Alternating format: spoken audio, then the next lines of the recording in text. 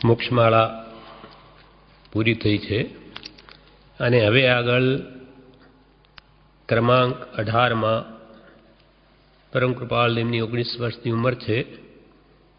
એ ઉંમરમાં એમણે એક પત્ર રવજીભાઈ દેવરાજભાઈ ઉપર લખ્યો છે, જેમાં અવધાન સંબંધીનું વર્ણન છે. 19 વર્ષની ઉંમરે પરમ કૃપાળદેવે અવધાન શરૂ કરેલા. આમ તો પહેલાં પણ કરેલા છે, પણ પહેલાં 8 અવધાન, પછી 12, પછી 16, પછી 52 અને 100 કામ. અવધાન એટલે એક સાથે ઘણા કામોનું કરવું, તેનું નામ અવધાન છે. એવા 100 કામો એક સાથે પરમ કૃપાળદેવે મુંબઈમાં કાવસજી ઇન્સ્ટિટ્યૂટમાં કરી બતાવ્યા. એ અવધાન સંબંધી જે શક્તિઓ પરમ કૃપાળુદેવમાં જોવામાં આવી, તે સંબંધી કંઈ પ્રશ્નો રવજીભાઈ દેવરાજભાઈએ પરમ કૃપાળદેવને પૂછ્યા છે. તેનો ખુલાસો અત્રે આ પત્રમાં પરમ કૃપાળદેવ કરે છે. ક્રમાંક છે 18, વર્ષ 19મું, પાન છે 133 વચનામૃતમાં. તેમાં વવાણિયાથી કૃપાળદેવ લખે, વવાણિયા મી 2/6/1/8/1942. એટલે માનવામાં આવે છે કે આ મિતિ લખી છે. મી એટલે મિતિ. કઈ મિતિ? તો કે 2 એટલે 2 ફાગણ, એટલે બીજો ફાગણ મહિનો. પછી 6-1-8-1942, 6 એટલે છઠ્ઠો મહિનો, તેમાં પાછો બીજો ફાગણ. પછી 1 એટલે સુદ. પહેલાં સુદ આવે ગુજરાતીમાં, પછી વદ આવે, તેમ પહેલાં સુદ, પછી 8 એટલે તિથિ આઠમ અને સંમત 1942. આ પ્રમાણે જણાય છે. પછી કૃપાળદેવના જ્ઞાનમાં જે હોય તે ખરું. વવાણિયા મિતિ 2/6/1/8/1942. હવે કૃપાળદેવ પત્રમાં લખે છે, મુકુટમણી રવજીભાઈ દેવરાજની પવિત્ર જનાબે. મુકુટમણી, મુકુટમાં જેમ મણિ શોભે તેવા આપ શ્રી બહુમાન સૂચક શબ્દ લખ્યો છે. મુકુટમણી રવજીભાઈ દેવરાજની પવિત્ર જનાબે. પવિત્ર જનાબે એટલે પવિત્ર સેવામાં મહેરબાન એવા રવજીભાઈ દેવરાજની પવિત્ર સેવામાં. વવાણિયા બંદરથી વી રાયચંદ ફી રવજીભાઈ મહેતાના પ્રેમપૂર્વક પ્રણામ માન્ય કરશોજી. કૃપાળદેવ વવાણિયાથી પત્ર લખે. વવાણિયા બંદર છે. વવાણિયા બંદરથી વી એટલે વિનય ભાવે રાયચંદ, વી પાછું વી એટલે વગેરે રવજીભાઈ મહેતાના પ્રેમપૂર્વક પ્રણામ માન્ય કરશોજી. અત્રે હું ધર્મ પ્રભાવ વૃત્તિથી કુશળ છું. શું લખે છે કૃપાળદેવ? અત્રે હું કુશળ છું, પણ કયા કારણથી? તો કે ધર્મ પ્રભાવ વૃત્તિથી. જગતમાં સત્ય ધર્મ ફેલાય એવી અંતરની સાચી ભાવનાથી હું કુશળ છું. સર્વજીવ સતને પામો એવી ઉત્કૃષ્ટ ભાવનાને લઈને હું સદા કુશળ છું. અત્રે હું ધર્મ પ્રભાવ વૃત્તિથી કુશળ છું. આપની કુશળતા ચાહું છું. આપ પણ કુશળ રહો એવી મારી ઈચ્છા છે. કુશળતાનો અર્થ એમ પણ થાય, કાયાની અને મનની સ્વસ્થતાને કુશળતા કહેવામાં આવે. કાયા પણ નિરોગી અને મન પણ સ્વસ્થ જ્યાં હોય તેને કુશળ કહેવામાં આવે છે. આપની કુશળતા ચાહું છું. આપનો દિવ્ય પ્રેમ ભાવ ભૂષિત પત્ર મને મળ્યો. વાંચીને અત્યાનંદાર નવ તરંગ રેલાયા છે. આપનો દિવ્ય પ્રેમ ભાવ ભૂષિત, દિવ્ય ઉત્કૃષ્ટ નિસ્વાર્થ પ્રેમ ભાવથી ભરેલો પત્ર મને મળ્યો. એ વાંચીને અત્યાનંદ અર્ણવ તરંગમાં રેલાયા છે. અતિ આનંદ. અર્ણવ એટલે સમુદ્ર. સમુદ્રના કિનારે ઉભા રહીને આપણે જોઈએ તેમાં તરંગો ઉછળતા કિનારા પર આવતા જણાય. પાણી ઉછળે, ઊંચું નીચું થયા જ કરે, એ તેને તરંગો કહીએ છીએ. એમ આપના પત્ર દિવ્ય પ્રેમ ભાવ ભૂષિત પત્ર વાંચી અને મારા અંતરમાં પ્રેમના આવા ઉમળકા આવ્યા છે.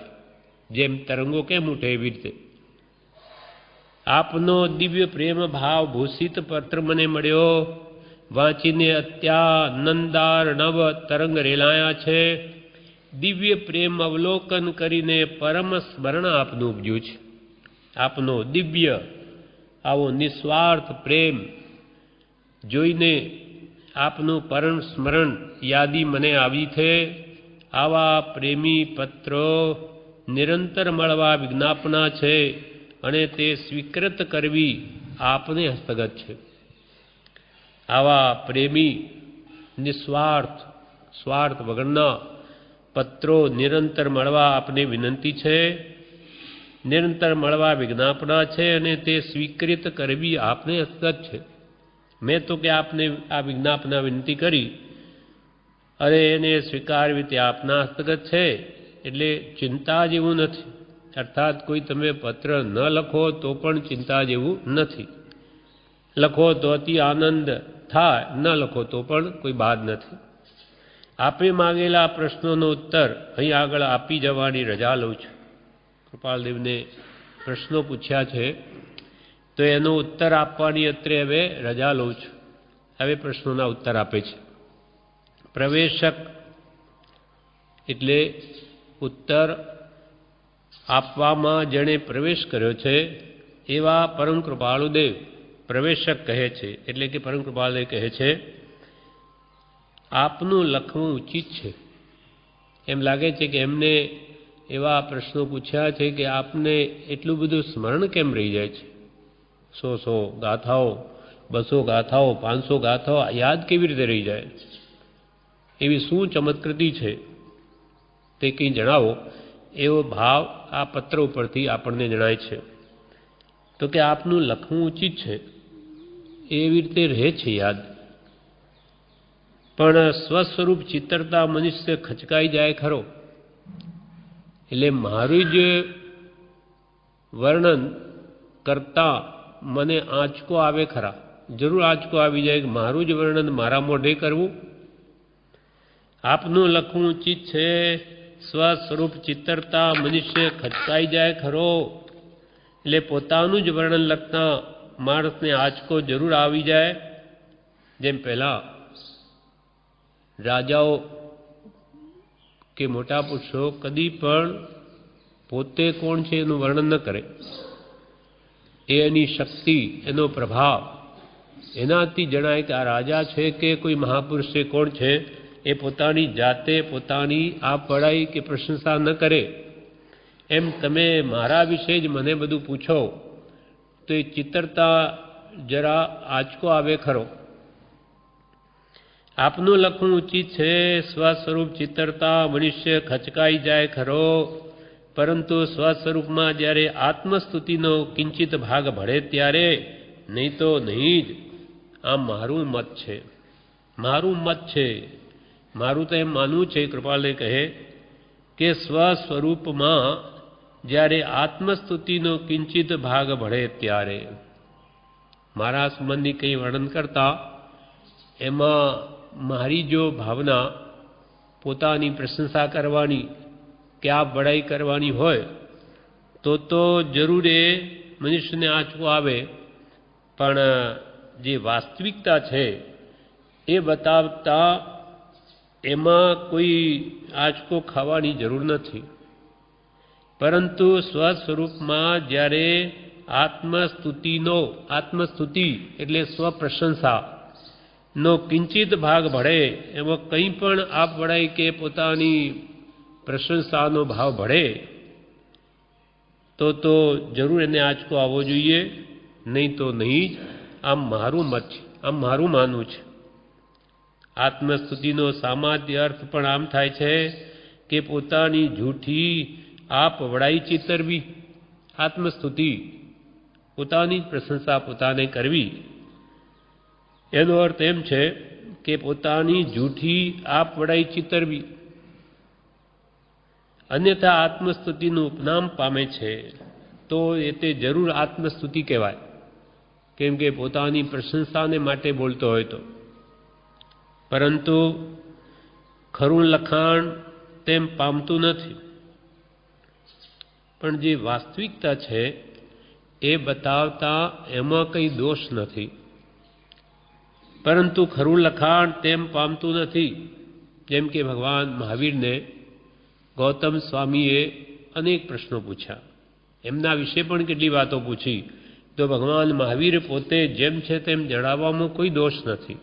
પણ એમાં કંઈ પ્રશંસાનો ભાવ હોય કે લોકો મારી પ્રશંસા કરશે તો એ જરૂર અયોગ્ય છે એમ. પરંતુ ખરું લખાણ તેમ પામતું નથી. અને જ્યારે ખરું સ્વરૂપ આત્મસ્તુતિ ગણાય તો પછી મહાત્માઓ પ્રખ્યાતિમાં આવે જ કેમ? જો ખરેખર વાસ્તવિકતા બતાવે એને જો તમે આત્મસ્તુતિ કહેતા હોવ તો પછી કોઈ પણ મહાત્માઓ પ્રખ્યાતિમાં આવે જ નહીં. કેમ એમ? તો કે મહાત્માના અંતરને કોણ ઓળખી શકે? જ્ઞાની પુરુષોનો અંતર આશય એ અજ્ઞાની નહીં જાણી શકે.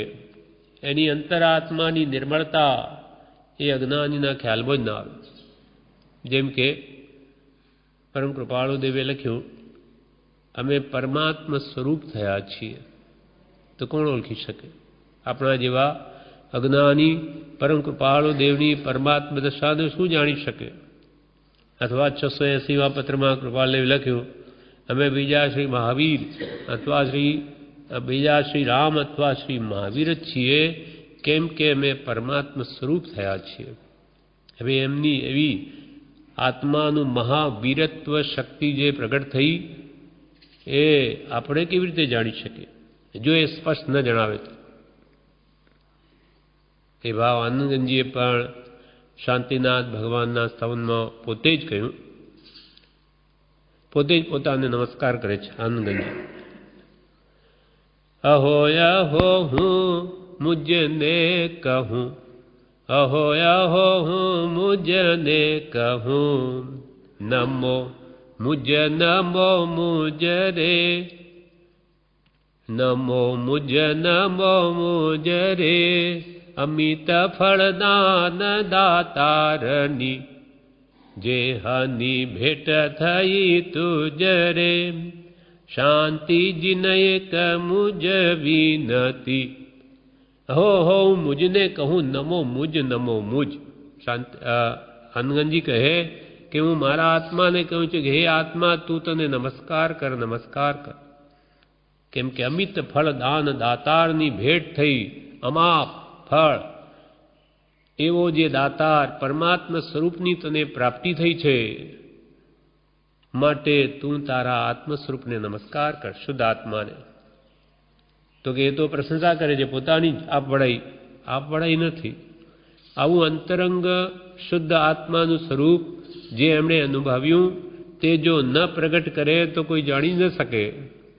તેમ કૃપાળુ દેવે આત્માનું મહાવીરત્વ શક્તિ જે સર્વ આત્માઓમાં પડેલી છે એ એમને પ્રગટ થઈ, માટે એમને કહ્યું કે અમે બીજા શ્રી મહાવીર. મહાવીર ભગવાન મહાવીરનું નામ તો વર્ધમાન હતું, પણ ભયંકર ઉપસર્ગો ભગવાન પર 6 મહિનાએ કર્યા છતાં પણ એવી અડોળ શક્તિ એમનામાં જોવામાં આવી, તેથી એમનું નામ મહાવીર કે પાડવામાં આવ્યું.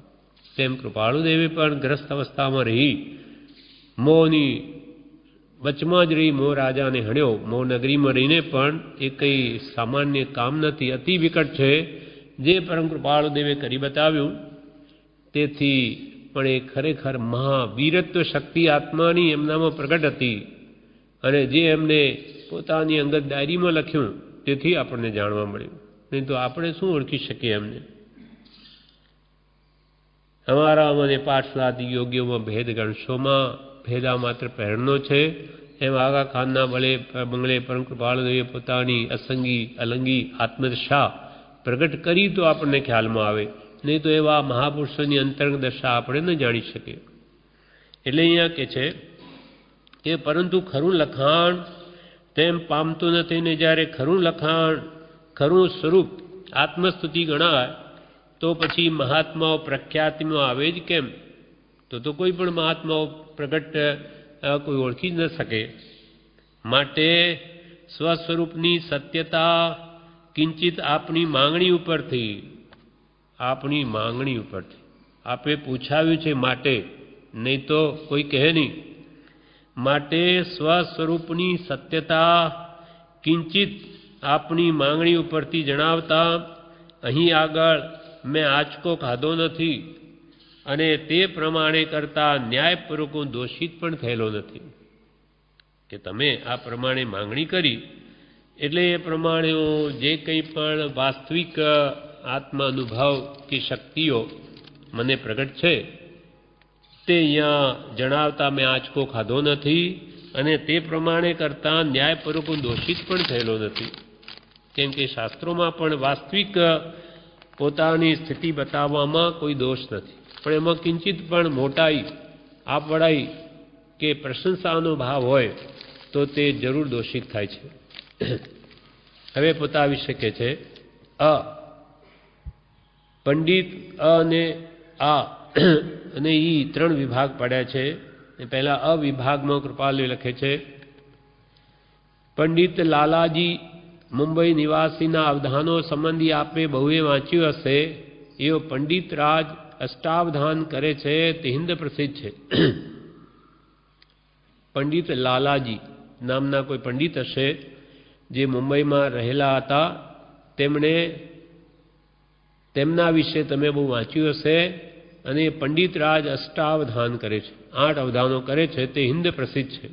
हिंदुस्तान में ते व्यक्ति अष्टावधानना नामे प्रसिद्ध है कि 8 कामों एक साथे करी शके छे। 8 काम एक साथ आपणाथी 2 काम थवा मुश्किल है। जेम के हमणो आपणे सत्पुरुषना वचन वांचीए छे कि सांभळीए छे त्यां पण ध्यान राखवुं अने कोई बहार घंट वगाड़तो होय टकोरा 1 2 आम लगाड़तो ये पण गणता जवुं अने कोई आपड़ा पीठ पर लखोटी नाखतो होय के पेन्सिल के कोई पण वस्तु फेंकतो होय या चणोठी लख्युं छे तो ये पण गणता जवुं। ए पीठ पर आपड़ा पाछळ केटली पड़ी ए गणता जवुं। आपड़ा उपर स्पर्श थाय एटले केटला टंका वाग्या ते पण गणता जवुं। वातचीत शुं थई रही छे ए पण बरोबर ध्यान राखवुं। ए आपणाथी 2 पण नहीं थाय। अहींया जो उपयोग राखीए तो केटला डंका पड्या न गणी शकाय, भूली जवाय। तो आवा कृपाल देवे पहला 8 काम एक साथे करी बताव्या, पछी 12 कर्या, पछी 16 कर्या, पछी 52 कर्या अने पछी 100 अवधान कर्या छे। एना विषे कृपालदेव पोते ज कहे छे आ लखनार 52 अवधान जाहेर में एक वखते करी चूक्यो छे। आ जीवन कला में वधु एनो विस्तार छे अने तेमां ते विजयवंत उतरी शक्यो छे ते 52 अवधान। कृपाल के अमे 52 अवधान एक वार कर्या छे अने तेमो ए विजयवंत उतरी शक्यो छे, एटले के सफलतापूर्वक ए अवधानों करी चूक्यो छे। ते 52 अवधान आ प्रमाणे क्या क्या 52 अवधान कामों कर्या ते कृपाल पोते लखे छे के 3 जण साथे चौपाटे रम्या जवुं, 3 जण चौपाट रमता एनी साथे चौपाट रमता जवुं। बीजू 3 जण साथे गंजीफे रम्या जवुं। त्रीजू 1 जण साथे शतरंजे रम्या जवुं। चौथुं झालरना पड़ता टकोरा गणता जवुं। 5मू सरवाळा बाद बाकी गुणाकार अने भागाकार मनमां गण्या जवुं। 6 माळाना पारामां लक्ष्य आपी गणतरी करवी। 7 8 एक नवी समस्याओं पूर्ण करवी। 8 16 नवा विषयों विवाद कोई मांगेला व्रतमां अने विषयों पर मांगेला रचता जवुं। 9 ग्रीक अंग्रेजी संस्कृत आरबी लेटिन उर्दू गुर्जर मराठी बंगाली मरु जाडेजी आदि 16 भाषाना 4 શબ્દો અનુક્રમ વિહીનના કરતા કર્મ સહિત પાછા અનુક્રમ સહિત કહી આપવા, વચ્ચે બીજા કામ પણ કરે જવા. 10મો વિદ્યાર્થીને સમજાવો. 11મું કેટલાક અલંકારના વિચાર. આ 52 કામો છે. તેમાં પહેલાં તો જાણે કૃપાલદેવ વચ્ચે બેઠા, એક બાજુમાં ચોપાટે 3 જણ રમે, એટલે એમનો નંબર આવે ત્યાં એમનો દાવ મૂકવો. પછી 3 ગંજી પર રમતા હોય તો આ પૂરું કર્યું કે ત્યાં જે કંઈ મૂકી દેવું. વિચાર કરવાને બીજો સમય નહીં, થોભવું નહીં. 3જું શતરંજ રમતા હોય તેની સાથે રમતા જવું. 4થું ઝાલરના ટકોરા પડતા હોય ગણતા જવું. 5મું એક જણ કોઈ સરવાળો પૂછે વચમાં કે આ પ્રમાણે આ જોડ આટલા અક્ષરોની કરી આપો, એટલે 550, 1000, 1225 કે 840, આમ 4, 5, 7 આપીને એમને કે હવે એની જોડ કરો, જોડવો. એ પણ એમના મગજમાં રાખીને સાથે કરતા જવું. કોઈ બીજા આ પતી ગયો એટલે બીજો કે હવે આટલા પ્રમાણે આ બાદ બાકી કરી આપો, ત્રીજો કે આટલો ગુણાકાર કરી આપો, આમ. અને ચોથો કંઈક આ પ્રમાણે ભાગાકાર કરી આપો. વચ્ચે થોભવું નહીં, બધું મગજમાં રાખીને એક સાથે બધું કામ ચાલુ રાખવું. અને જ્યારે બધા 52 કામ પૂરા પૂછાઈ જવાય ત્યારે એક એકના ઉત્તર આપવા. સરવાળા, બાદ બાકી, ગુણાકાર અને ભાગાકાર મનમાં ઘડ્યા જવું, આ 4 કામ. પછી માળાના પારામાં લક્ષ્ય આપી ગણતરી કરવી. સામે કોઈ વ્યક્તિ બેઠો હોય એ માળા ગણતો હોય મણકા, ત્યાં પણ લક્ષ્ય રાખીને મણકા ગણતા જવું. અને 8 નવી સમસ્યાઓ પૂર્ણ કરવી. નવી કોઈ વિષયો પ્રશ્નો પૂછ્યા હોય તો એના જવાબો પણ મનમાં ચિંતવતા જવું. પછી આ 8 કામમાં 8 સમસ્યાઓ એક સાથે પૂરા કરતા જવું. અને 16 નવા વિષયો, વિવાદ કોઈ માંગેલા વ્રતમાં અને વિષયો પર માંગેલા રચતા જવું. 16 નવા વિષયો, વાદ વિવાદ કોઈ. એક જણ પ્રશ્ન પૂછે ત્યારે કૃપાલ એનો જવાબ આપે. આવા 16 નવા વિષયો. કેવી રીતે? કોઈ એમ કહે કે પાણી ઉપર કવિતા લખો, કોઈ કહે ઈંટ ઉપર લખો, કોઈ કહે ઘડિયાળ ઉપર લખો, કોઈ કહે સંપ ઉપર લખો. આવો એક એક શબ્દ આપે. હવે કૃપાલદેવ એની બધી કવિતાઓ સાથે રચતા જવું મનમાં, એના ભાવો. એવી કેટલા વિષયો પર, એવા અનેક વિષયો, કાંકરા વગેરે ઉપર કૃપાળુદેવે એક એક ગાથાઓ લખીને તરત જ બોલ્યા છે. એમાંથી આપણે થોડીક જોઈએ. એમાં પાણી ઉપર કૃપાળદેવને કોઈ કવિતા રચો. પાણીના 2 અર્થ. એક તો આપણે પાણી પીએ છીએ તે જળ, અને બીજું પાણી એટલે હાથ. પાણી ગ્રહણ કર્યું, હસ્તમેળાપ, એને પાણી ગ્રહણ કહેવાય. પાણી એટલે હાથ, પાણી એટલે જળ. એના ઉપર કવિતા રચો. તો કૃપાલદેવે શું રચ્યું કે ઉપજાતિ છંદમાં કાવ્ય કર્યું. પાણી વિના કામ કશું ન થાય, પાણી વિના કેમ કરી લખાય, પાણી વિના ચાકરી કેમ થાય, પાણી વિના ના ઘડીએ જીવાય. પાણી વિના કામ કશું ન થાય.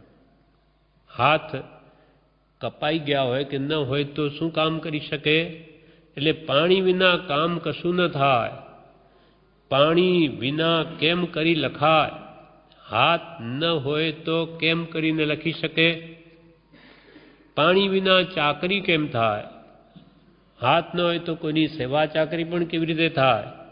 અને ચોથું, પાણી એટલે જળ. પાણી વિના ઘડીએ ન જીવાય. જળ વગર માણસ મરી જાય. પાણી વિના કામ કશું ન થાય, પાણી વિના કેમ કરી લખાય, પાણી વિના ચાકરી કેમ થાય, પાણી વિના ના ઘડીએ જીવાય. પાણી વિના ઘડી જીવાય પણ નહીં. પછી બીજો વિષય કોઈ આપ્યો, ઈંટ પર લખો કાવ્ય. ઈંટ, તેના પર કૃપાલદેવે એવું લખ્યું.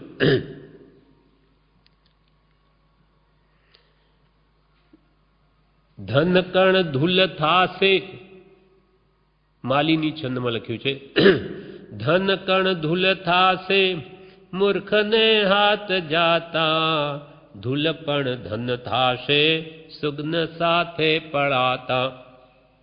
લઈ કર ઘટકારે ઈંટ દ્રષ્ટાંત દીધો, મહિતલ ઉપયોગી પાત્રને યોગ્ય કીધું. કેટલો બધો કૃપાળુનો અદ્ભુત સક્ષમ છે કે કેવો કેવો ભાવ એમાંથી આપણને આપે છે. હવે ઈંટ ઉપર લખવા કહ્યું તો કે ધન કણ ધૂલ થાશે મૂર્ખને હાથ જાતા. ગમે એટલું ધન હોય ઘરમાં માતા પિતા પાસે, પણ દીકરો મૂર્ખ હોય, નિર્ભાગી હોય, ધન કણ એટલે અનાજ, ગમે એટલું ધન કણ કે ગમે તે વસ્તુ હોય એ ધૂળ થઈ જશે. અર્થાત એને એવી બુદ્ધિ સૂઝશે, વિનાશકાલે વિપરીત બુદ્ધિ, બુદ્ધિ કર્માનુસારિણી, જેવા કર્મ હોય તેવી બુદ્ધિ સૂજે કે ગમે એટલું ધૂળ ધાણી થઈ, ધનની ધૂળ ધાણી થઈ જશે. આપણે કે આ બધી ધૂળ ધાણી કરી નાખી, એણે કેટલું બધું પિતા મૂકી ગયા, બધું નાશ કરી દીધું.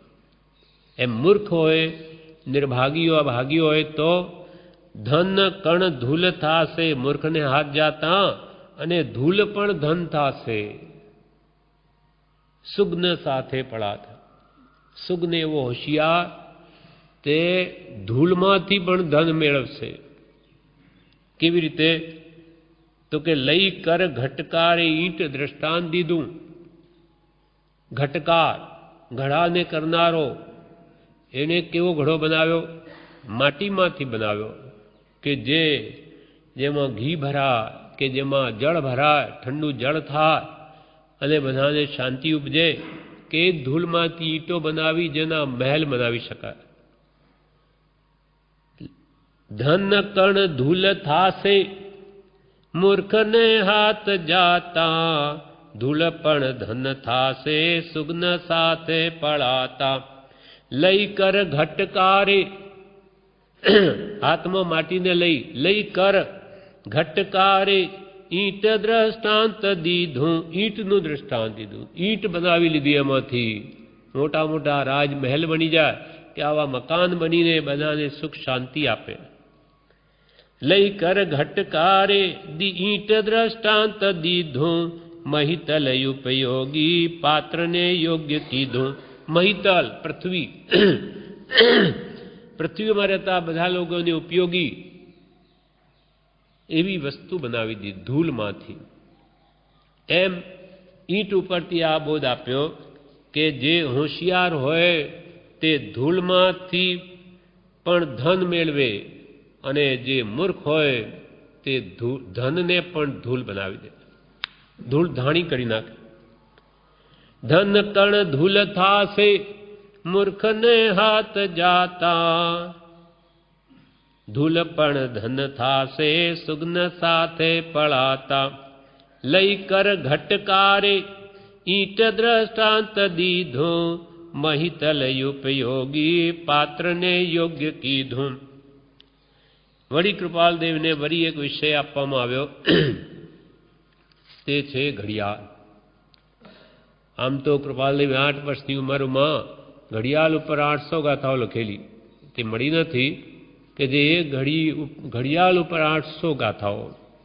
કેટલો બધો ક્ષપસમ હશે કે આ આપણે ઘડિયાળ વિશે શું કહી શકીએ? અમુક થોડું ઘણું બોલી શકીએ, બાકી વિશેષ નહીં. પણ એમણે એટલો બધો ક્ષપસમ, કેટલો વિસ્તાર કરેલો. અહીંયા પણ કહે છે કે આ ઘડિયાળ આપણને શું બોધ આપે? તો એ કહે છે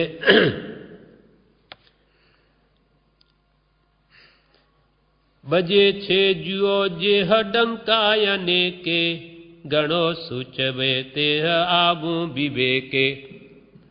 આ ડંકા બજે છે ઘડિયાળના, તે આપણને શું સૂચવે છે? બજે છે જુઓ જે ડંકાયને કે, ગણો સૂચવે તે આવું વિવેકે. તેને વિવેકપૂર્વક વિચાર કરો, તે આપણને એમ સૂચવે છે ઘડિયાળના ડંકા. બજે કાળ ડંકા સિરે આમ જોશો, ઘડિયાળનો આપ દેખો તમાશો. બજે કાળ ડંકા, જેમ કાળ શિકારી માથે ધનુષ્ય બાણ ચઢાવીને ઊભો છે, લીધો કે લેશે એમ થઈ રહ્યો છે. પ્રભુ કહે કાળ શિકારી ધનુષ્ય બાણ ચઢાવીને ઊભો, પેલાને લીધો, પેલાને લઈ રહ્યા છે, આપણને પણ લેશે. એટલે ડંકા એમ સૂચવે છે તારા ઉપર મોતનો ડંકો ઊભો જ છે, તારા ઉપર એ સોટી પડવાની, સોટું મરણ પામી જશે, તું મરી જઈશ. એટલે આપણને પ્રતિ સમયે આ નાશ પામી રહ્યો છે એમ આ સૂચવે છે ઘડિયાળ, કે ગયો એક સમય ગયો. આ સેકન્ડનો કાંટો જે અવાજ કરે, પ્રતિ સમયે તમારો સમય નાશ પામી રહ્યો છે. જેમ ભરત ચક્રવર્તીએ સેવકો રાખેલા અને ઘંટડીઓ પણ એવી રાખેલી કે ભરત ચેત કાળ ઝપાટા દેત, ભરત ચેત કાળ ઝપાટા દેત. ભરત ચેત, સમય હાથમાંથી જઈ રહ્યો છે, કાળ ઝપાટો આપી રહ્યો, માટે ચેત ચેત નર ચેત, જીવવું થોડું રહ્યું છે. બજે છે જુઓ જે ડંકાય અનેકે, ગણો સૂચવે તે હયાવું વિવેકે. ગણો એમ તમે ગણો કે આ સૂચવે છે આપણને, તમે પણ વિવેકથી એનો વિચાર કરો. શું તે નીચે કહ્યું, બજે કાળ ડંકા સિરે આમ જોશો, ઘડિયાળનો આપ દેખો તમાશો. બજે કાળ ડંકા, તમારો પર કાળના ડંકા વાગી રહ્યા છે, માટે ઘડિયાળનો આપ દેખો તમાશો.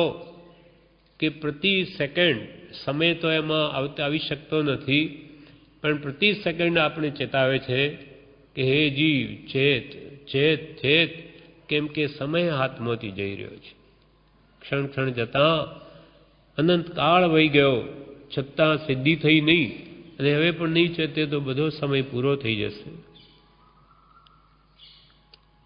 જાગરે મોડું થયું છે, કેમ કે આજનો દિવસ છે, આત્મા કે ક્ષણ કાલે કે બીજી ક્ષણ પણ છે કે નહીં નિશ્ચિત નથી, માટે ઘડિયાળ આપણને પ્રતિ સેકન્ડ ચેતાવે છે. બજે છે જુઓ જેહ ડંકાય અનેકે, ગણો સૂચવે તે હયાવું વિવેકે. બજે કાળ ડંકા સિરે આમ જોશો, ઘડિયાળનો આપ દેખો તમાશો. વળી કૃપાલદેવને આવા 16 વિષયો 16 જણાએ નવા નવા આપ્યા. તેમ એક વિષય એ પણ હતો કે સંપ ઉપર કહો, સંપ એના ઉપર એક કવિતા રચો. તો કૃપાલદેવી એવી રચી કે એમાં આવો ભાવ ઉપદેશ્યો છે કે સંપ છે ત્યાં જ કાર્યની સિદ્ધિ છે. જેમ કે એક લાકડી હોય તેને કોઈ પણ તોડી શકે, પણ લાકડીનો ભારો હોય તો કોઈને તોડી શકે. એક માણસ ગમે ત્યાં આહાર ખાઈ જાય, પણ આખો સમાજ હોય, ઘણા બધા લોકો ભલે લઘુ હોય નાના પણ બધા ભેગા મળીને કામ કરતા હોય તો એને સફળતા મળે, સિદ્ધિ મળે. એ ભાવ એ સંપનો અહીંયા બતાવે છે કૃપાલે. અરે સંપની વાત તો ઓર માનો, કહું એક દ્રષ્ટાંત તેને પીછાનો. અરે સંપની વાત તો ઓર માનો, સંપની કે શું વાત કરવી, જ્યાં સંપ ત્યાં જંપ, અને જ્યાં સંપ ત્યાં જ કાર્યસિદ્ધિ.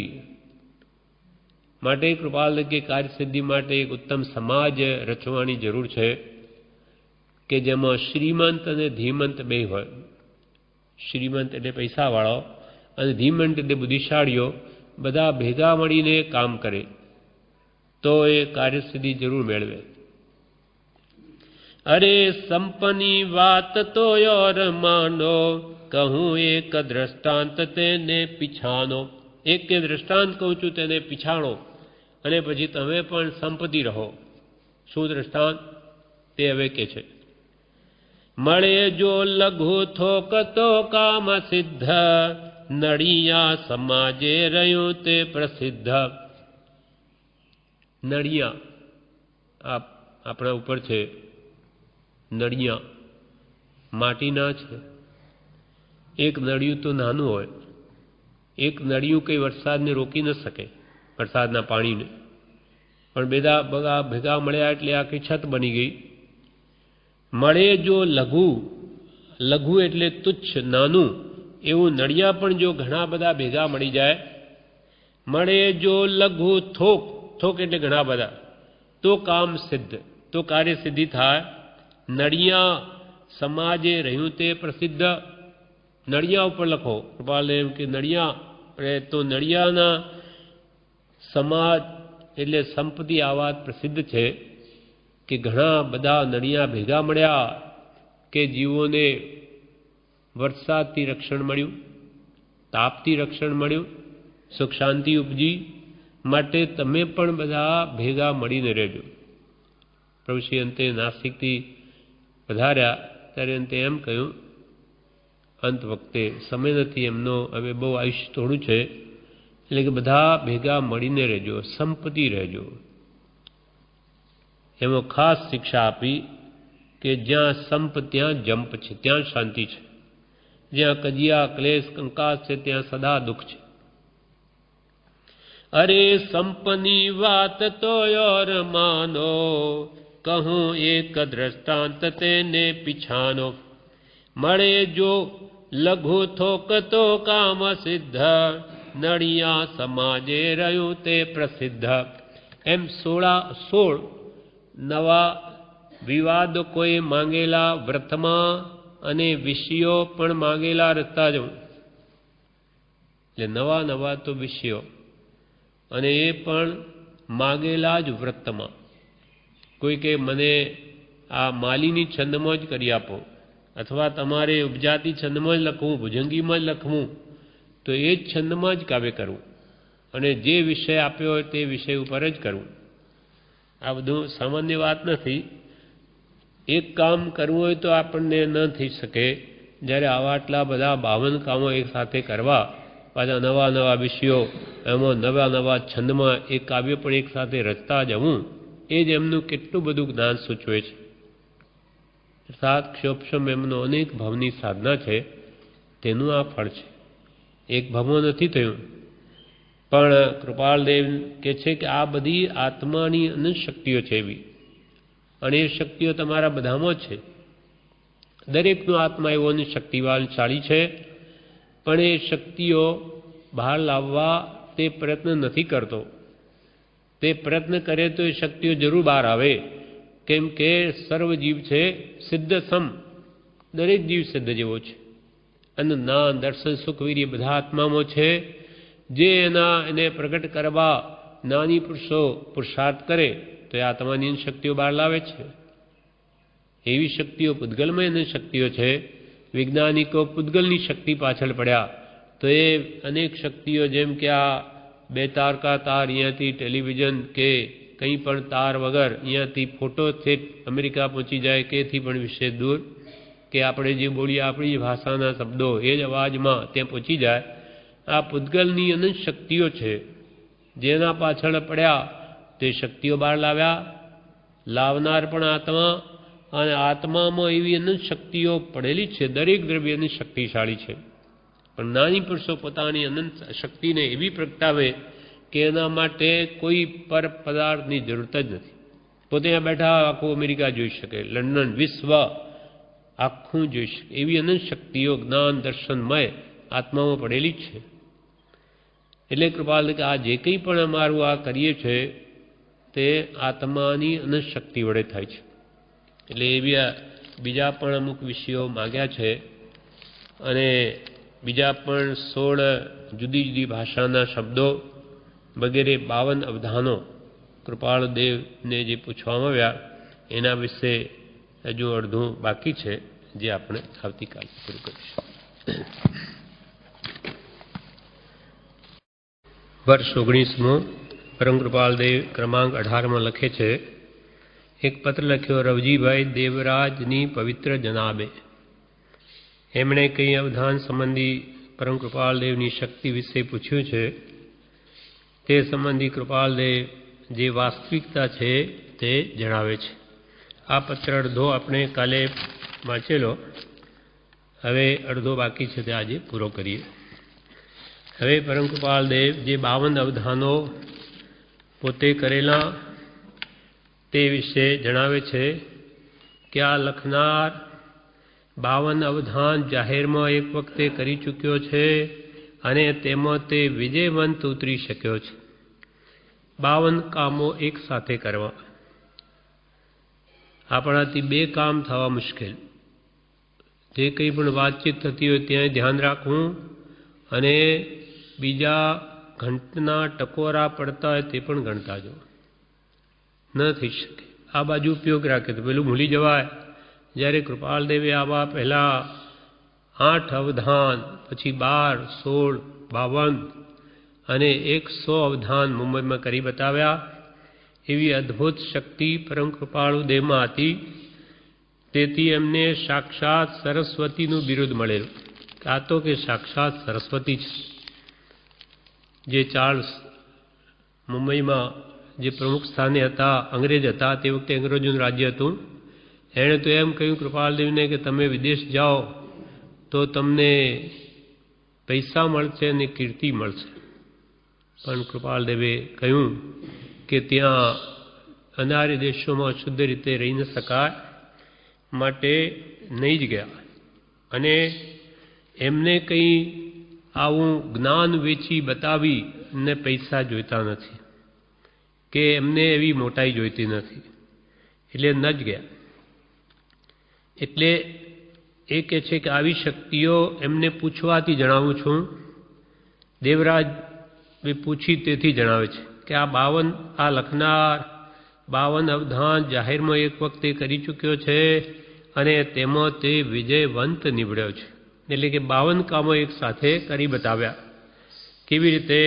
તો કે 3 જણ સાથે ચોપાટે રમ્યા જવું, 3 જણા ચોપાટ રમતા એની સાથે પોતે પણ સાથે રમતા જવું, બાજુમાં જ બીજા 3 જણ સાથે ગંજી ફેર રમ્યા જવું, ત્રીજા 1 જણ સાથે શતરંજ રમ્યા જવું, ચોથું ઝાલરના પડતા ટકોરા ગણતા જવું, પાંચમું સરવાળા, બાદબાકી, ગુણાકાર અને ભાગાકાર મનમાં ગણ્યા જવું।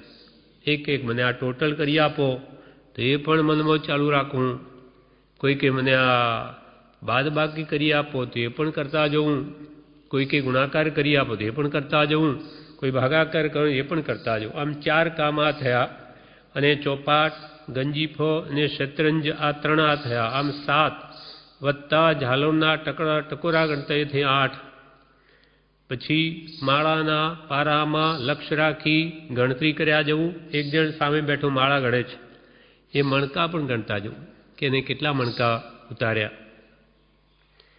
પછી 8-9 સમસ્યાઓ પૂર્ણ કરવી।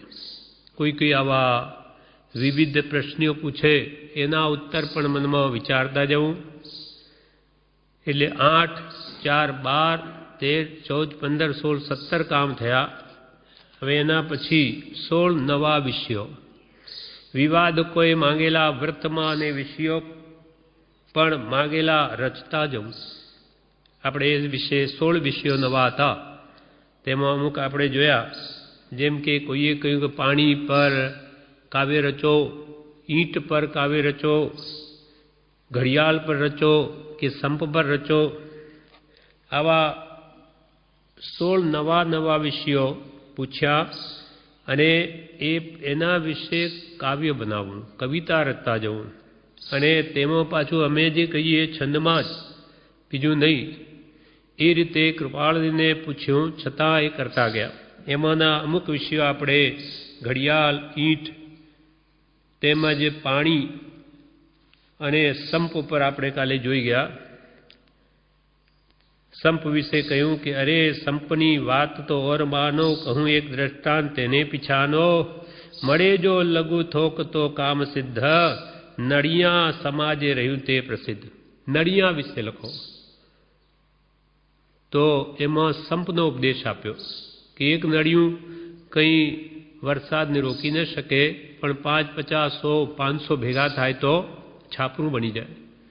વરસાદ ના આવવા દે, તડકો પણ ના આવવા દે, એવી શક્તિ વિશેષ સાથે મળવાથી થાય છે। એટલે સંપ ત્યાં જમ પ્રભુશ્રી પણ એ જ કહ્યું અંત વખતે તમે બધા ભેગા મળીને રહેજો, સંપથી રહેજો. અરે સંપની વાત તો ઓર માનો, કહું એક દ્રષ્ટાંત તેને પીછાનો. મળે જો લઘુ નડિયું, લઘુ વસ્તુ જે તુચ્છ, પણ થોક ઘણા ભેગા થઈ જાય તો કામ સિદ્ધ. નડિયા સમાજે રહ્યું તે પ્રસિદ્ધ. નડિયા પણ સમાજમાં રહ્યા એટલે કે એકત્રિત થયા તો એ કેટલું મોટું કામ કરી શકે. એમ તમે પણ સંપ રાખજો, સંપ ત્યાં જ શાંતિ છે. અને હવે આગળ ફરી કહે છે પવનની કેવી રીતિ, એના વિશે કોઈએ પૂછ્યું હશે, તેના વિશે કૃપાલદેવે કાવ્ય રચ્યું. જુઓ પવનની રીતિ, પુષ્પ સુગંધ સદૈવ ફેલાવે, તેમજ મિત્ર ખરો ત્યાં વિશ્વે યશ સુગંધ પ્રસરાવે. પવનની રીતિ જુઓ કે જે પુષ્પોની સુગંધને સર્વત્ર ફેલાવે. ફૂલની સુગંધને કોણ ફેલાવે? પવન. એ પવન એની સુગંધને જ્યાં જ્યાં વાય તેની સુગંધ ફેલાય. તેમ ખરો મિત્ર કોણ? તો કે જે વિશ્વમાં યશ ફેલાવે, યશરૂપી સુગંધ ફેલાવે. જુઓ પવનની રીતિ, પુષ્પ સુગંધ સદૈવ ફેલાવે, તેમજ મિત્ર ખરો તે આ વિશ્વે યશ સુગંધે પ્રસરાવે. વળી સમુદ્ર ઉપર એક કાવ્ય રચવા કહ્યું, ઉદધી. ઉદધી એટલે સમુદ્ર. એના ઉપર કૃપાલદેવે શું લખ્યું? દેખો દેખો ઉદધી જલની આકૃતિ આપ આજે, મોજાથી જ્યાં છલકે છલકે આબરૂ સોત સાજે. એથી શિક્ષા જન સમૂહને પામવી યોગ્ય માનો, મોટા છોડેની નિજ ગતિ એમ નિશ્ચય પ્રમાણ. ઉદધી એટલે સમુદ્ર. કૃપાલે કાવ્ય રચે એના ઉપર બોધ આપે આપણને. કંઈ પણ નાની પુરુષના એક એક વચનમાં અનંત આગમ રહ્યા છે. એમાં પણ શું ઉપદેશ આપે છે કે આ ઉદધી જલને તો જુઓ, એની આકૃતિ. દેખો દેખો ઉદધી જલની આકૃતિ આપ આજે, મોજાથી જ્યાં છલકે છલકે આબરૂ સોત સાંજે. સમુદ્ર કિનારે સાંજે આપણે ઊભા હોઈએ તો એમાં મોજા આવે. કિનારા પર આપણે જોઈએ પાણી આવીને અથડાય કિનારા પર, પાણી છલકી છલકીને ઉછલે કે જાણે શું અમારા ઉપર આવી જશે, પણ એ કિનારા આવીને અથડાઈને પાછું જતું રહે. એ કદી પણ સમુદ્ર પોતાની મર્યાદા મૂકે નહીં. ગમે એટલી હજારો નદીઓ એમાં વળે તો પણ એમાં વડવાનલ નામનો એવો અગ્નિ રહ્યો છે, તેનાથી પાણી બળ્યા કરે, પણ સમુદ્ર કદી મર્યાદા મૂકે નહીં. આના ઉપરથી આપણને કૃપાલદેવ ઉપદેશ આપ્યો. દેખો દેખો ઉદધી જલની આકૃતિ આપ આજે, મોજાથી જ્યાં છલકે છલકે આબરૂ સોત સાંજે. આબરૂ સહિત એ ઉછળે, આબરૂને છોડેની, મર્યાદા કદી મૂકે નહીં. તેવી રીતે એથી શિક્ષા જન સમૂહને પામવી યોગ્ય માનો, મોટા છોડે નહીં નિજ ગતિ એમ નિશ્ચય પ્રમાણો.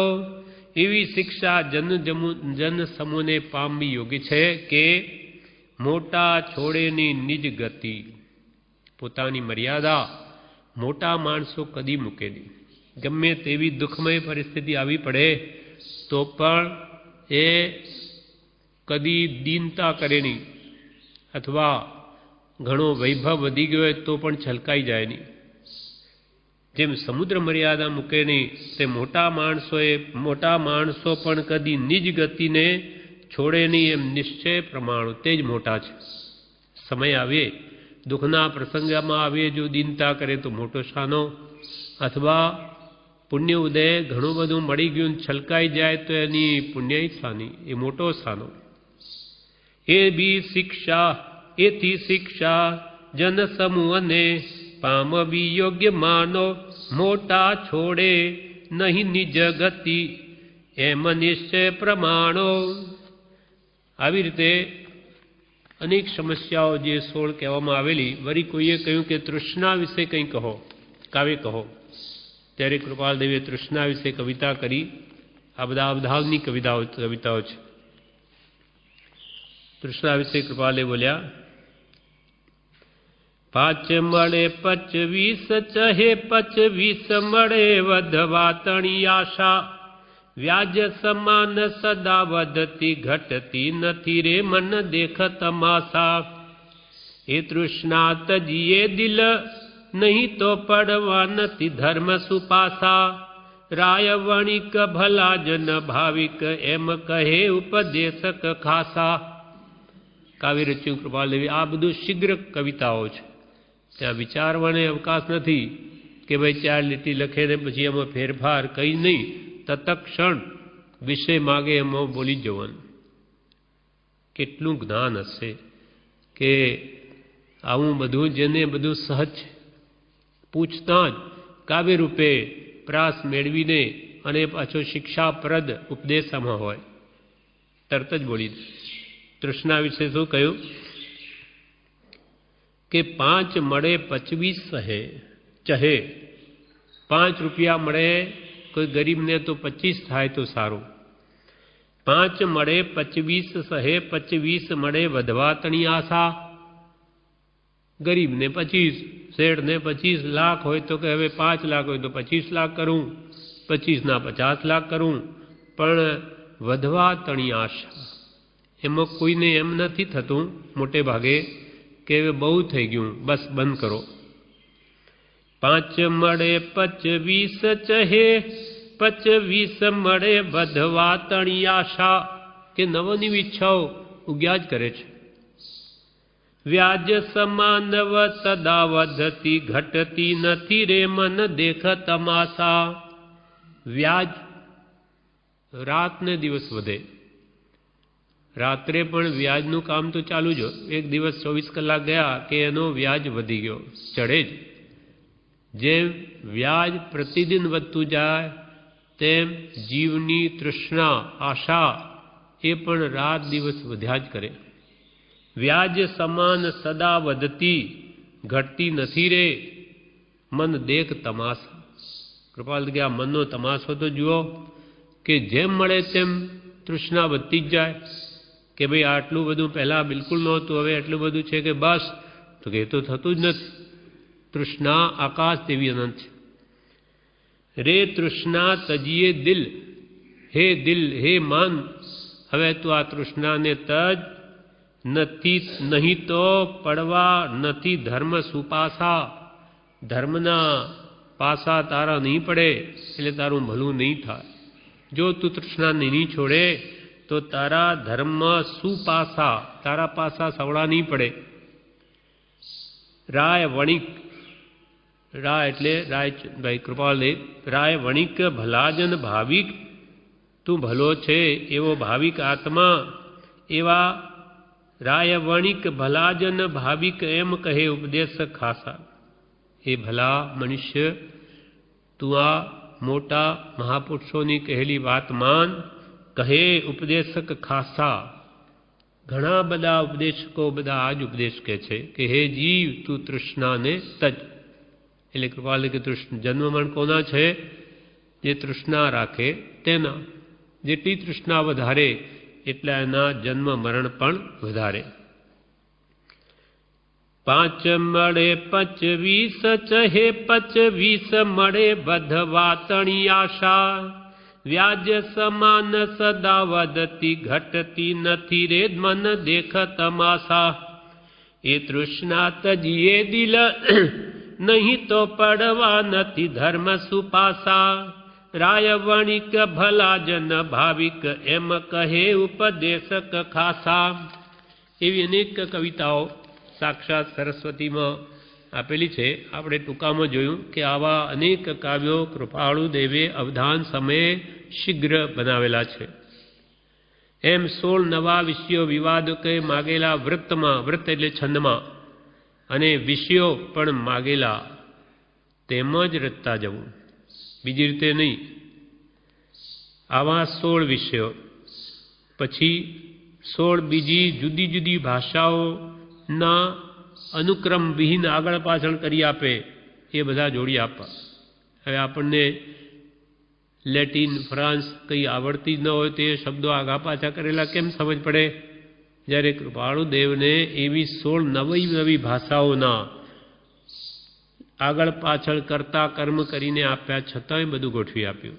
એ 16 ભાષાઓ કે છે: ગ્રીક ભાષા, અંગ્રેજી, સંસ્કૃત, આરબી, લેટિન, ઉર્દુ, ગુર્જર, મરેઠી, બંગાળી, મરુ, જાડેજી આદિ 16 ભાષાના 400 શબ્દો અનુક્રમ વિહીનના કરતા કર્મ સહિત પાછા અનુક્રમ સહિત કહી આપવા, વચ્ચે બીજા કામ પણ કરે જવા. એ તમારે કે ગોઠવતા જવું, એક એક પોતાનો પ્રશ્ન આ બધું કહેતા જાય, કૃપાલને બધું યાદ રાખવાનું.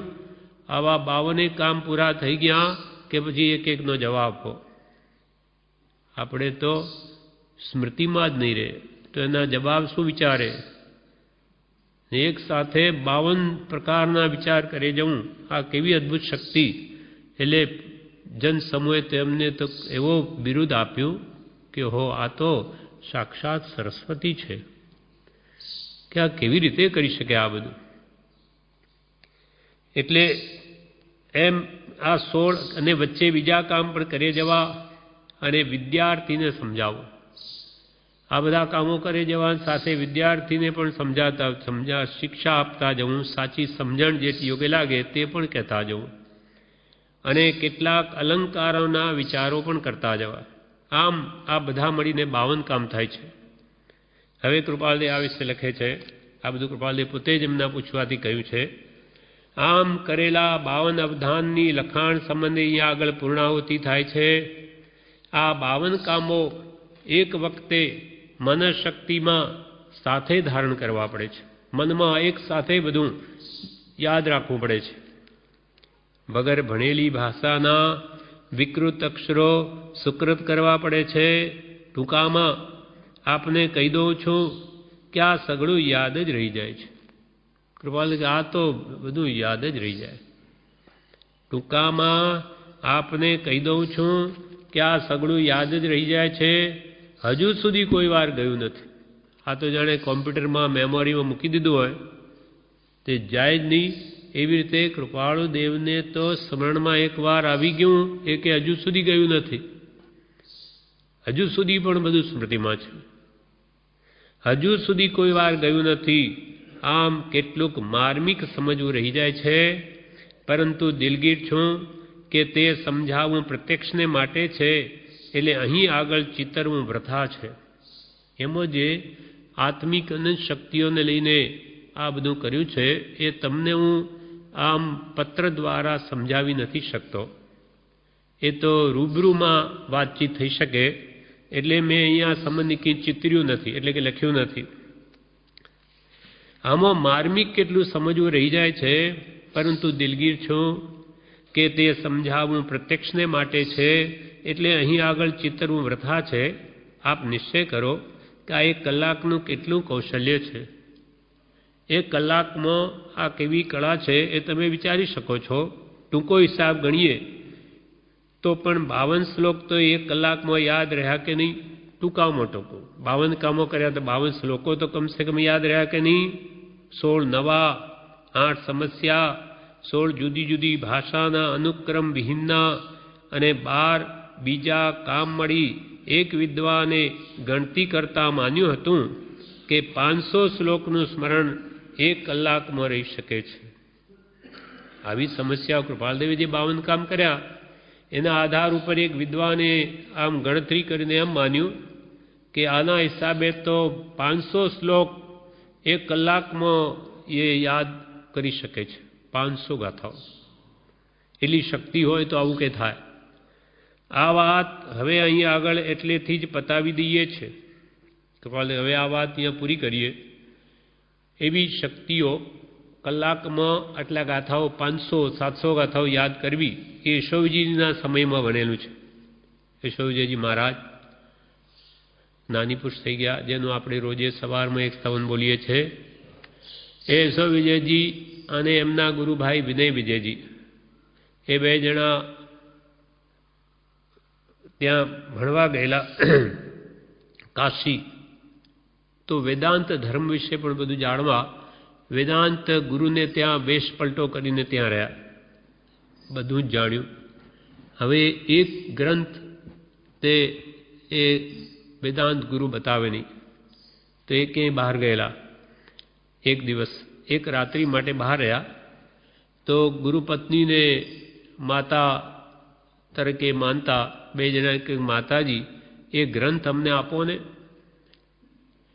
તો એમની પ્રીતિ ભક્તિ જોઈને એ ગ્રંથ રાત્રે આપી દીધો. સાંજે જેવો ગ્રંથ આપ્યો કે 1200 ગાથા હતી એની, 700 ગાથાઓ તો યશો વિજયજી મોઢે કરી લીધી અને 509 વિજયજીએ કરી લીધી. સવારમાં આવ્યા ગુરુ, ત્યારે એમની માફી માંગી અને કે ગુરુદેવ આ ગ્રંથ અમે રાત્રે માતાજી પાસે લઈને વાંચ્યો, તે મેં 700 ગાથાઓ મને મોઢે મેં કરી છે, એમને 500 કરી છે. તો ગુરુ ખુશ થયા કે હો એવી તમારી સ્મરણ શક્તિ કે તમે એટલું બધું યાદ કરી લીધું. હવે એ કોણ લઈ શકે વિદ્યાને? ગ્રંથ ગાંઠે ને વિદ્યા પાઠે. પૈસા ગજવામાં હોય તો ક્યાંય જઈએ તો કામ આવે, નહીં તો ત્યાં કોણ છે આપણું? તે ગ્રંથ ગાંઠે, ગ્રંથ એટલે ધન, અને વિદ્યા પાઠે. વિદ્યા ભણી લીધી એટલે આપણી થઈ ગઈ, જ્યાં જઈએ ત્યાં સાથે આવે. એટલે પત્રો કે કાવ્યો પદો મોઢે કરવાનું વારંવાર શા માટે કહે? કે આજે આંખ છે, કાલે કંઈ ક્ષતિ થઈ જાય, કંઈ બગડી જાય, બીમાર હોઈએ, સૂતા હોઈએ, વાંચનાર ન ગમે ત્યાં હોઈએ તો એ આપણને એ મોઢે કરી તો આપણું ધન થઈ ગયું. એ કોઈ લઈ નહીં શકે વિદ્યાને. એમ હવે એમની પાસે કે ગુરુ પાછું લઈ ન શકે, એટલે એમને પણ સવળું સૂજ્યું કે તમે બહુ ક્ષોભસમવાન છો.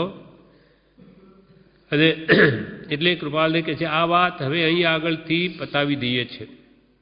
હવે આ વિષયમાં હવે આ વિભાગમાં લખે છે 13 મહિના થયા, દેહોપાધિ અને માનસિક વ્યાધિના પરિચયથી કેટલીક શક્તિ દાટી મૂક્યા જેવી થઈ ગઈ છે.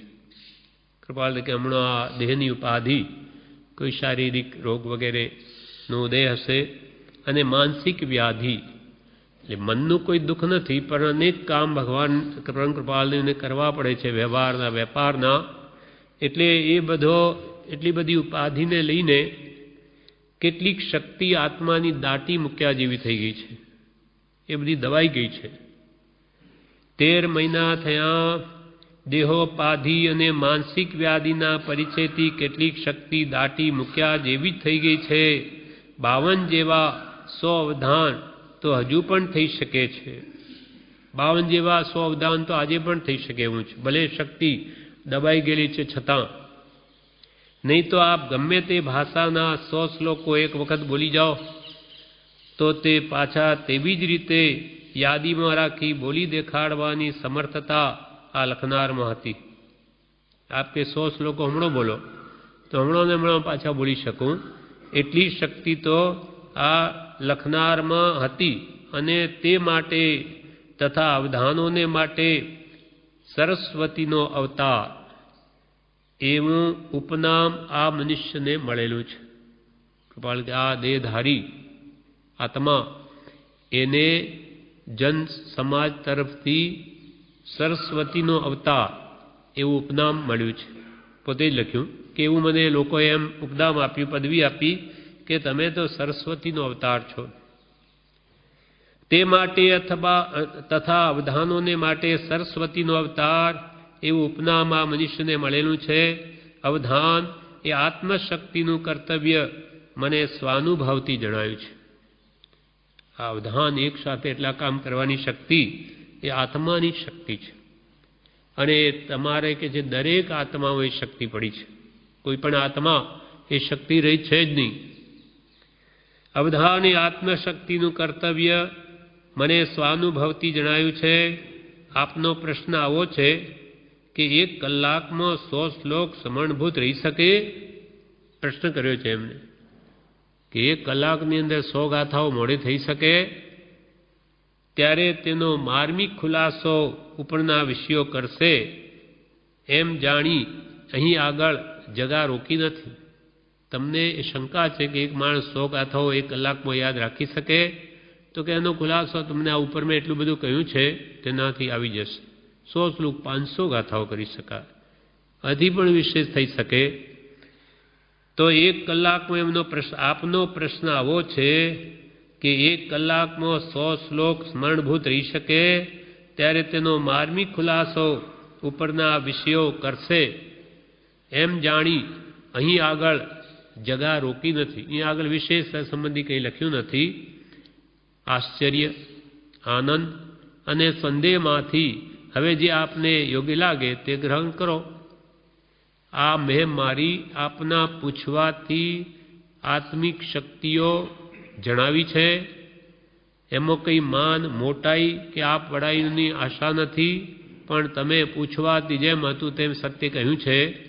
એમાંથી કાં તો તમે આશ્ચર્ય પામો કે હો આવી શક્તિ હોઈ શકે, કાં શ્રદ્ધા હોય તો આનંદ પામો, અને કાં પછી સંદેહ રાખો, શંકા રાખો. જેમ તમને યોગ્ય લાગે એમ કરો. આશ્ચર્ય, આનંદ અને સંદેહમાંથી હવે જે આપને યોગ્ય લાગે તે ગ્રહણ કરો. આપણે શંકા થતી કે આવું ન થાય તો તેમ રાખો. આપણે થઈ કે હો અદ્ભુત શક્તિઓ જેમાં આનંદ થતો આનંદ માનો, અને આશ્ચર્ય ઉપજતો તેમ રાખો. આશ્ચર્ય, આનંદ અને સંદેહમાંથી હવે જે આપણે યોગ્ય લાગે તે ગ્રહણ કરો. આ હવે ત્રીજો વિભાગ. એમાં હવે કૃપાલે લખે છે, મારી સી શક્તિ છે. આ મોટા પુરુષો હંમેશા પોતાની ઉણપ જુએ છે. પોતાથી મોટા હોય એ તરફ નજર રાખે છે. મારી સી શક્તિ છે, કંઈ જ નથી. આપની શક્તિ અદ્ભુત છે. આપ મારે માટે આશ્ચર્ય પામો છો તેમ હું આપને માટે આનંદ પામું છું. કૃપાલદેવ લખે કે મારી સી શક્તિ છે, કંઈ જ નથી. અર્થાત એના કરતોય મોટા પુરુષોની અનંત શક્તિઓ છે, કેવળ નાનની આગળ આ કંઈ ગણતરીમાં નથી. મારી શી શક્તિ છે, કંઈ નથી. આપની શક્તિ અદ્ભુત છે. આપ પણ કંઈ કમ નથી. દરેક આત્મામાં અનંત શક્તિઓ ભરેલી છે. આપ મારે માટે આશ્ચર્ય પામો છો તેમ હું આપને માટે આનંદ પામું છું. આપ કાશી ક્ષેત્ર તરફ સરસ્વતી સાધ્ય કરવા પધારનાર છો. આમ વાંચીને અત્યાનંદમાં હું કુશળ થયો છું. પંડિત છે જે સામે છે ને એ વ્યક્તિ છે દ્રવજીભાઈ દેવરાજ. પંડિત છે એટલે કે છે, અર્થાત વિશેષ વિદ્યાભિલાષી છે. એટલે એમને કહે છે કે આપ કાશી ક્ષેત્ર તરફ સરસ્વતી સાધ્ય કરવા પધારનાર છો. વિશેષ જ્ઞાન મેળવવા આપ કાશી તરફ જવાના છો એવું જાણ્યું છે. આપ કાશી ક્ષેત્ર તરફ સરસ્વતી એટલે વિદ્યા સાધ્ય કરવા પધારનાર છો. આમ વાંચીને એમણે લખ્યું છે, આમ વાંચીને અતિ આનંદમાં હું કુશળ થયો છું. વારું, આપ ન્યાયશાસ્ત્ર કયું કહો છો? આપ ન્યાયશાસ્ત્ર ભણવા જાઓ છો. આપ ન્યાયશાસ્ત્ર કયું કહો છો? ગૌતમ મુનિનું કે મનુસ્મૃતિ, હિન્દુ ધર્મશાસ્ત્ર, મિતાક્ષરા, વ્યવહાર, મયુક આદિ પ્રાચીન ન્યાય ગ્રંથો, કે હમણાંનું બ્રિટિશ લો પ્રકરણ? તમે કયા ન્યાય ગ્રંથો ભણવા જાઓ છો? તે ગૌતમ મુનિ પણ વેદાંતમાં થઈ ગયા છે. એનું કે મનુસ્મૃતિએ ગ્રંથ લખ્યો છે તેનો, કે હિન્દુ ધર્મના શાસ્ત્રો ભણવા જાઓ છો, કે મિતાક્ષરા, વ્યવહાર, મયુક આદિ પ્રાચીન ન્યાય ગ્રંથો ભણવા જાઓ છો, કે હમણાંનું બ્રિટિશ લો પ્રકરણ, કે અંગ્રેજોએ જે હમણાં બધા કાનૂનો ઘડ્યા એ જાણવા જાઓ છો, ભણવા જાઓ છો? આનો ખુલાસો હું નથી સમજો. તમે ન્યાયશાસ્ત્ર કયું ન્યાયશાસ્ત્ર, એનો ખુલાસો હું નથી સમજો. મુનિનું ન્યાયશાસ્ત્ર મુક્તિ પ્રકરણમાં જાય તેમ છે. મુનિનું ન્યાયશાસ્ત્ર કે જે સિદ્ધાંત ભગવંતોએ અનુભવીને નિર્ણિત કર્યા છે એ ન્યાયશાસ્ત્ર સિદ્ધાંતો, એ તો મુક્તિ પ્રકરણમાં જાય. એ સિદ્ધાંતો કેવડીઓએ જે નિરૂપણ કર્યા એ તો મુક્તિ અપાવે. મુનિનું ન્યાયશાસ્ત્ર મુક્તિ પ્રકરણમાં જાય તેમ છે. બીજા ગ્રંથો રાજ્ય પ્રકરણમાં બીજા બધા જગતના જે લો કાનૂન બધા તે તો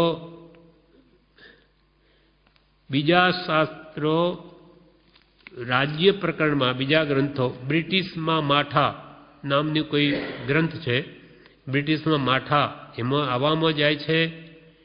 ત્રીજા ખાસ બ્રિટિશને માટે છે, પરંતુ તે અંગ્રેજી બીજા અનેક ન્યાયના ગ્રંથો લો ન બન્યા તો એ તો બ્રિટિશોને માટે છે, અંગ્રેજોને માટે, પરંતુ તે અંગ્રેજી છે. ત્યારે હવે એમાંથી આપે કોને પસંદ કર્યું છે? આપ કયું ન્યાયશાસ્ત્ર કાશી ભણવા જાઓ છો? આપે ત્યારે હવે એમાંથી આપે કોને પસંદ કર્યું છે? તે મર્મ ખુલ્લો થવો જોઈએ, એનું રહસ્ય સમજાવવું જોઈએ, તો પછી એના વિશે હું કંઈ મારો અભિપ્રાય આપી શકું. તે મર્મ ખુલ્લો થવો જોઈએ. મુનિશાસ્ત્ર અને પ્રાચીન શાસ્ત્ર સિવાય જો ગણ્યું હોય તો એ અભ્યાસ કાશીનો નથી. મુનિશાસ્ત્ર,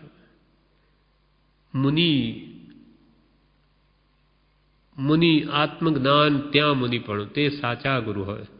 એવું જો તમારે વાસ્તવિક જેનું ફળ મોક્ષ આવે એવા જ આ ન્યાય ગ્રંથો જો ભણવા હોય કે પ્રાચીન શાસ્ત્રો ભણવા હોય તો તે અભ્યાસ કાશીનો નથી.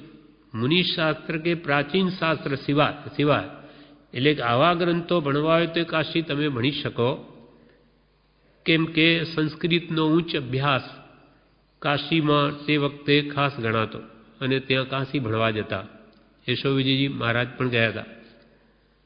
મુનિશાસ્ત્રને પ્રાચીન શાસ્ત્ર સિવાય પ્રાચીન સંસ્કૃત, પ્રાકૃત, અર્ધમાગડી વગેરે ગ્રંથો ભણવા ત્યાં જતા હોય તો એ કાશી બરાબર છે. મુનિશાસ્ત્રને પ્રાચીન શાસ્ત્ર સિવાય જો ગણ્યું હોય તો એ અભ્યાસ કાશીનો નથી.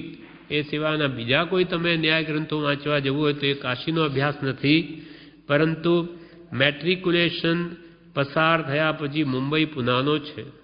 તમારે આ બીજા જે ન્યાયશાસ્ત્રો કહેવાય કે અંગ્રેજીના લો પ્રકરણ વગેરે કોઈ એવું હોય તો એ કંઈ કાશીનો અભ્યાસ નથી, તે તો આ મુંબઈ કે પૂનાનો અભ્યાસ છે. બીજા શાસ્ત્રો સમયાનુકૂળ નથી. કૃપાલદેવ કહી દીધું, જે વડે આત્મા કર્મબંધથી છૂટે નહીં પણ સંસાર વધારે એવા શાસ્ત્રો સમયને અનુકૂળ નથી. માનવ દેહમાં એના માટે વ્યર્થ સમય ગાળવા યોગ્ય નથી. બીજા શાસ્ત્રો એટલે કે મુનિશાસ્ત્ર કે પ્રાચીન શાસ્ત્રો સિવાય બીજા શાસ્ત્રો સમયાનુકૂળ નથી. આ આપનો વિચાર જાણ્યા વિના જ વેતર્યું છે. આટલું તો કહી દીધું.